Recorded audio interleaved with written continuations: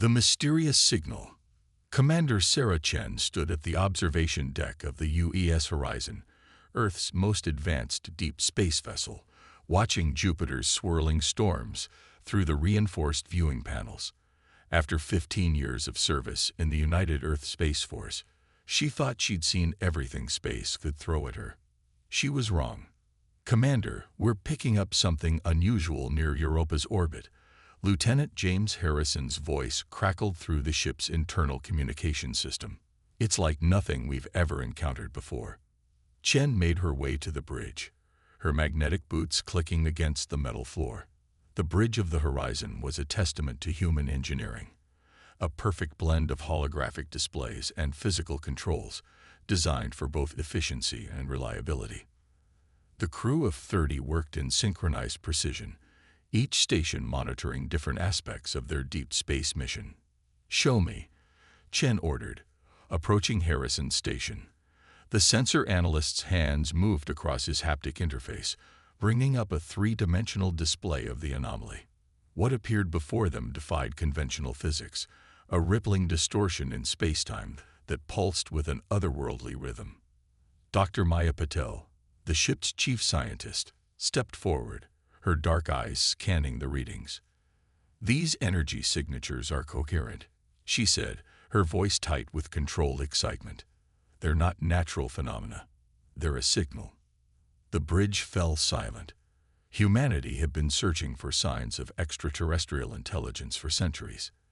Despite exploring much of the solar system, establishing colonies on Mars and mining operations in the asteroid belt, they had never found concrete evidence of alien life. Until now. "Can we decode it?" Chen asked, maintaining her composure despite her racing heart. "The signal operates on quantum principles we barely understand," Paddle replied, her fingers dancing across her console. "But there's definitely a pattern. It's counting." "Counting what?" Harrison asked. "Prime numbers," Paddle answered. "But not just listing them. It's expressing them through quantum fluctuations in a way that suggests complete mastery of spatial mathematics. Whoever sent this signal isn't just trying to communicate. They're demonstrating their technological superiority." Chen straightened her uniform, a habit from her academy days that surfaced whenever she faced critical decisions. "Send a response using our quantum array. Match their mathematical sequence but add our own variation. Show them we understand the principles they're demonstrating." "Ma'am," Security Chief David Torres interrupted, "protocol dictates we should wait for instructions from Earth Command. This could be a first contact scenario." Chen shook her head. "By the time our message reaches Earth and we get a response, this opportunity could be gone. The Horizon was built for exactly this kind of situation. We're humanity's best chance at making a good first impression." The next hour was a flurry of activity as the crew worked to compose their response. Dr. Patel led a team of scientists in crafting a message that would demonstrate humanity's understanding of advanced mathematics and quantum mechanics while also conveying their peaceful intentions. "Message ready," Patel announced finally. "We've included a mathematical proof of our own, something that shows we can think creatively, not just copy their patterns." Chen nodded. "Send it." The response transmitted through the quantum array, rippling across space toward the mysterious signal. Minutes passed in tense silence as the crew waited for any sign of acknowledgement. "New reading," Harrison called out suddenly. "The distortion is changing. Something's coming through." The space before the horizon began to twist, reality itself seeming to fold and unfold like origami in the hands of an unseen master. Out of this impossible distortion emerged a vessel that challenged everything humans thought they knew about spacecraft design. It was massive, easily dwarfing the horizon, yet it seemed to move with impossible grace. Its hull appeared to be made of some kind of living metal that shifted and flowed like liquid mercury, covered in patterns that seemed to change every time you looked at them.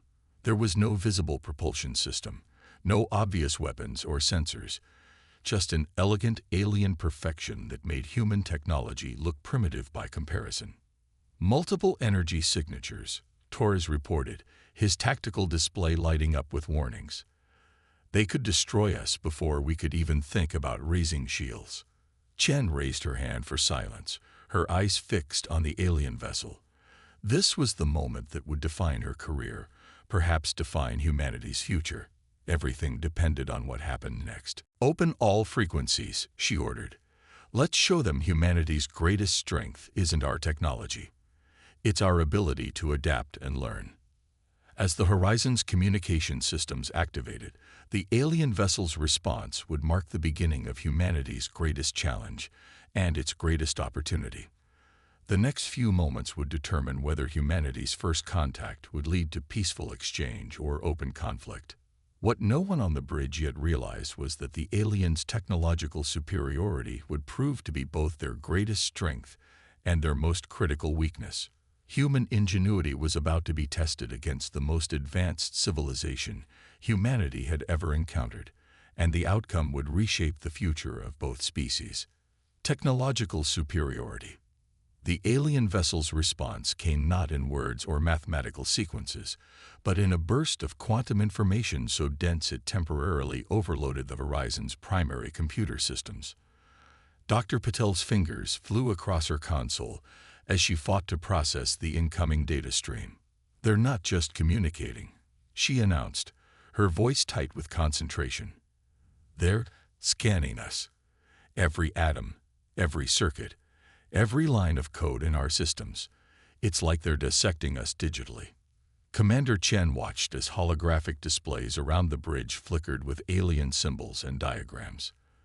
The beings they were dealing with possessed technology so advanced it bordered on the incomprehensible. The alien ship's hull rippled, forming what appeared to be observation ports, though whether they were meant for visual observation or something far more exotic remained unclear. New contact, Torres called out. 3 more vessels just emerged from quantum space. The newcomers were different from the first ship, their forms more angular and predatory. Where the first vessel had exhibited an almost artistic grace, these new arrivals bristled with what were unmistakably weapon systems, technology that made Earth's most advanced armaments look like children's toys. They're taking up tactical positions, Torres reported grimly. We're being surrounded. Chen straightened in her command chair. Maintain current position. No defensive posture. Let's not give them any reason to think we're hostile. The quantum data stream suddenly coalesced into something more recognizable, a voice that seemed to bypass the ship's communication systems and materialize directly in their minds. Biological entity classification. Human. Technological development stage. Early quantum manipulation. Threat assessment. Minimal. Status. Pending evaluation. The voice was neither male nor female, neither young nor old. It simply was, a perfect transmission of thought and meaning that left several crew members grabbing their heads in discomfort. I am Commander Sarah Chen of the United Earth Ship Horizon, Chen responded, her voice steady despite the pressure building behind her eyes. We come in peace and seek peaceful exchange of knowledge. A pause followed, during which the alien vessels seemed to pulse with internal light. When the voice returned, it carried a note of what might have been amusement or contempt. Your species' development is unexpected. You have achieved quantum manipulation while still relying on biological neural networks. Inefficient, chaotic. Your technology is primitive, yet you attempt communication with beings far beyond your comprehension. Explain this contradiction. Chen glanced at Dr. Patel, who nodded encouragingly. Humanity's greatest strength lies not in our current technological level, but in our potential for growth and adaptation. We seek to learn, to understand, to evolve. The alien vessels shifted position slightly, their hull surfaces rippling with patterns that seemed to convey meaning beyond human perception. Learning requires capacity for advancement. Your species operates on limited biological hardware. True advancement requires transcendence of biological limitations. With respect, Dr. Patel interjected, our biological nature is precisely what drives our innovation. Human consciousness, Our ability to think creatively and solve problems in unexpected ways arises from the very complexity you dismiss as inefficient. The response was immediate and overwhelming, a burst of quantum data that caused every system on the horizon to surge with power. Warning alerts blared as the ship's computers struggled to process the incoming information. "Your assertion is noted," the voice stated. "It will be tested. Your species' potential must be evaluated through practical demonstration. Prepare your vessel for comprehensive analysis." Before anyone could respond, a field of energy engulfed the horizon, holding it in place like an insect in amber. Every system on the ship began cycling through its functions, driven by an external force that bypassed all security protocols. "They're accessing everything," Harrison reported, his hands moving frantically across his console. "Ship systems, historical databases, personal files. They're extracting any information they can find about human development and capability." Chen remained outwardly calm, though her mind raced with possibilities. The aliens' technological superiority was absolute, but their approach revealed something crucial. They were methodical, systematic, perhaps even rigid in their thinking. They saw humanity as a puzzle to be solved, a specimen to be classified. That perspective might prove to be their weakness. "Let them look," she ordered, "but pay attention to their search patterns. What they choose to examine might tell us as much about them as they're learning about us." As the alien analysis continued, patterns began to emerge. They focused intensely on humanity's technological development, but seemed to dismiss or ignore aspects of human culture, art, and social development. Their queries revealed a civilization that had perhaps sacrificed something crucial in their pursuit of technological perfection. "Commander," Dr. Patel whispered, having made her way to Chen's chair. "Their technology is incredible, but their approach to understanding us is limited. They're looking for quantifiable data, measurable advancement. They don't seem to grasp the importance of our less tangible achievements." Chen nodded slowly, an idea forming in her mind. "They see us as primitive because they're measuring us against their own path of development. But what if their path isn't the only way forward? What if our primitive biological nature gives us advantages they can't comprehend?" The energy field surrounding the horizon pulsed with new patterns, and the alien voice returned, this time with a note of finality that sent chills through the crew. "Initial analysis complete. Human technological potential limited. Biological restrictions severe. Recommendation: containment and observation. Your species will be restricted to your solar system until sufficient advancement is achieved."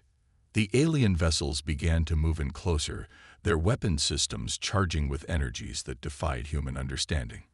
But Commander Chen smiled, a small, knowing smile that caught Dr. Patel's attention.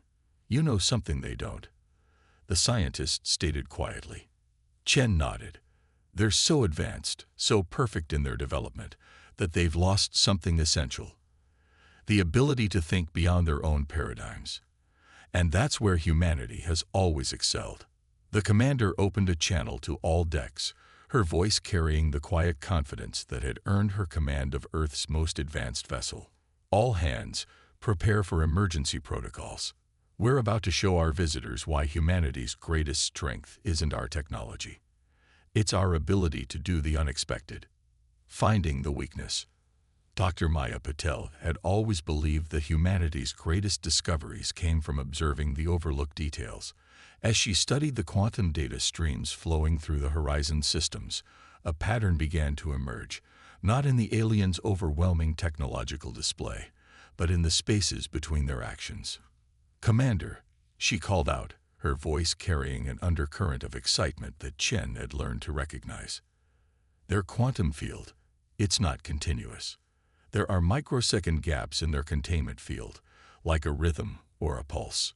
Chen moved to Patel's station, studying the complex waveforms dancing across her display. "Explain." "Their technology is perfect, too perfect," Patel continued, highlighting specific data patterns. "Every action, every scan, every energy pulse follows exact mathematical precision. It's like they're incapable of randomness or imperfection. Lieutenant Harrison joined them, his eyes widening as he processed the implications.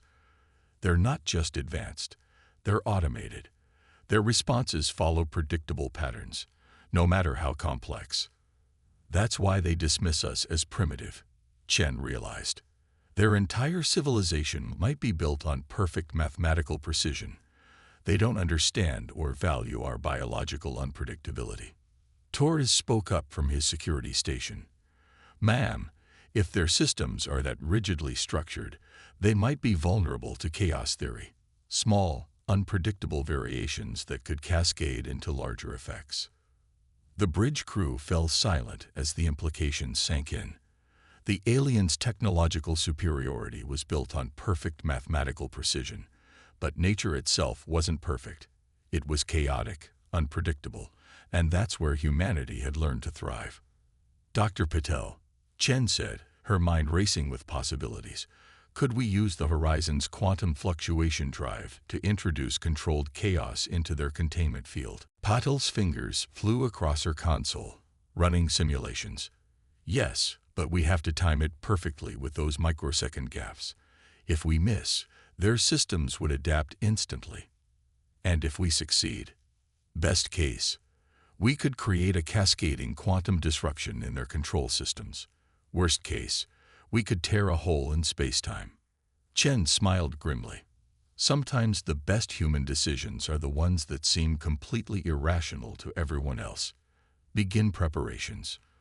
The next hour was a flurry of activity as the crew worked to modify the Horizon systems. They weren't just fighting against the aliens' containment field. They were racing against time. Every minute that passed gave the alien eye more data to analyze, more patterns to predict. They're scanning us again, Harrison reported. Energy signatures suggest they're preparing for some kind of intervention. The alien voice returned, echoing through their minds. Your biological processes indicate increasing neural activity. This suggests preparation for resistance. Such actions are futile and illogical. Perhaps to you, Chen responded, buying time as Patel's team finished their preparations. But humans have a long history of achieving the impossible through illogical actions. Impossibility is a mathematical absolute. Your species' inability to accept fundamental limitations is precisely why containment is necessary. Chen watched as Patel gave her a subtle nod. They were ready. You're right about one thing, she told the aliens. We don't accept limitations. We overcome them. She gave the signal, and Dr. Patel activated their modified quantum drive. The effect was instantaneous and spectacular. The Horizon's engines began cycling through random power fluctuations, each perfectly timed to coincide with the microsecond gaps in the alien containment field. At first, nothing seemed to happen. The alien vessels maintained their perfect formation, their energy fields unwavering. But then, almost imperceptibly, their supposedly perfect synchronization began to falter. It's working, Patel exclaimed. The quantum cascade is disrupting their control systems. They can't maintain perfect mathematical precision while trying to account for our random fluctuations. The alien ship's surfaces began to ripple erratically, their living metal struggling to maintain coherence as chaos theory took effect. Small disruptions amplified into larger ones, creating a feedback loop that their rigidly structured systems couldn't handle. The alien voice returned, but now it carried something new. Uncertainty. Error. Behavioral patterns exceed predicted parameters. Unable to establish stable containment matrix. Recalculating. They can't adapt fast enough. Torres reported, a note of triumph in his voice. Their systems are too perfect, too rigid. They don't know how to handle controlled chaos. Commander Chen leaned forward in her chair, watching as humanity's greatest weakness, our imperfection, became our greatest strength. All hands, prepare for emergency maneuvers. The moment their containment field fails, we show them exactly how unpredictable humans can be. The alien vessels were now visibly struggling, their perfect formations breaking down as they tried to compensate for the cascading chaos the horizon was introducing into their systems. What they were about to learn was a lesson humanity had known for millennia. Sometimes the most powerful force in the universe isn't perfect order, but the creative potential of controlled chaos. David vs. Goliath. The space around Jupiter's orbit had become a battlefield unlike any in human history. The UEA's horizon danced through the void, its quantum drive pulsing with carefully controlled chaos, while the alien vessels struggled to maintain their perfect formation. Their living metal hulls writhed and twisted, trying to compensate for disruptions they had never been programmed to handle. Multiple energy signatures, Forrest called out. They're charging weapons.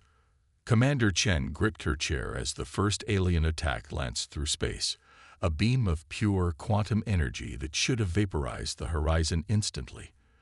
But the attack passed harmlessly through the space where they had been a millisecond before, the ship's movements too random for the aliens' predictive targeting systems. Their weapons are incredibly powerful, Paddle reported, her eyes fixed on her readings, but they're still based on perfect mathematical calculations. They can't hit what they can't predict. The Horizon's evasive maneuvers were anything but standard. Chen had authorized the navigation team to incorporate random elements into their flight patterns, each officer contributing their own chaos to the ship's movement.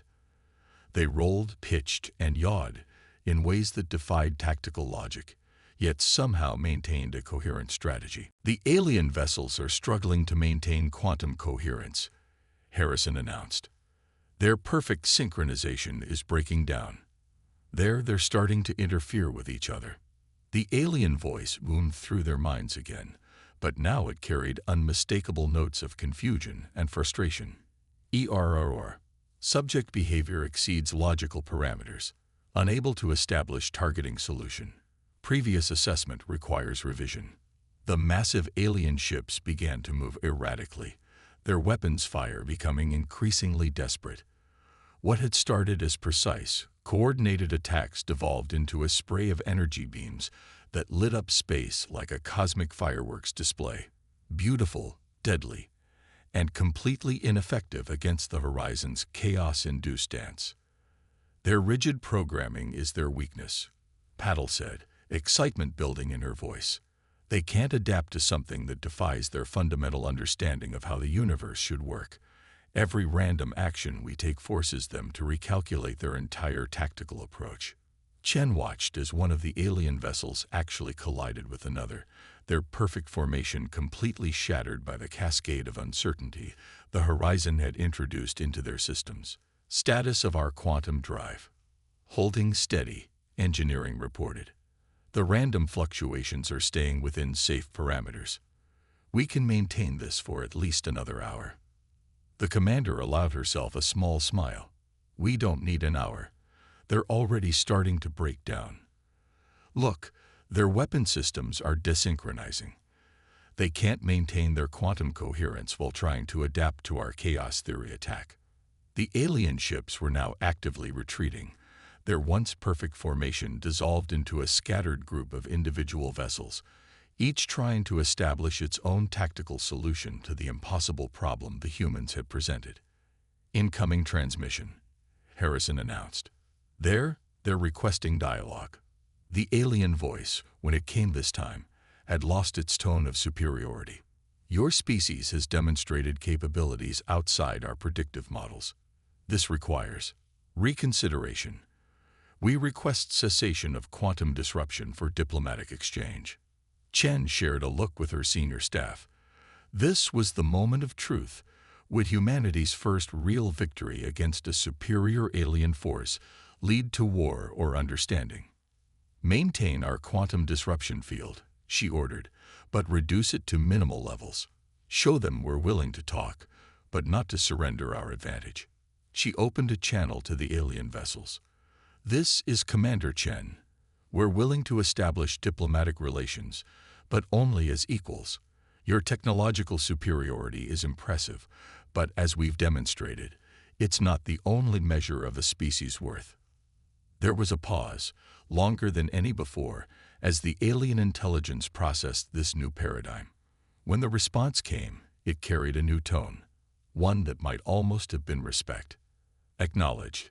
Your species' ability to weaponize unpredictability demonstrates unexpected advancement. Previous assessment protocols require fundamental revision. You are not what we initially calculated. The alien vessels began to stabilize, their living metal surfaces settling into new configurations that seemed less aggressive, more oriented toward communication than combat. They maintained a respectful distance from the horizon, their weapons powered down but their defenses clearly still active. Perhaps, Chen suggested, we both have something to learn from this encounter. Your technology is remarkable, but perfect order isn't always the answer. Sometimes chaos, properly understood and controlled, can lead to breakthroughs that pure logic could never achieve. As the tension of battle gave way to the possibility of genuine exchange, Chen realized that humanity had done more than just defend itself. It had proven that advancement could take many forms, and that sometimes the most primitive aspects of a species could be its greatest strengths. The alien ships now formed a new pattern around the horizon, no longer a cage, but a formation suggesting mutual observation and exchange.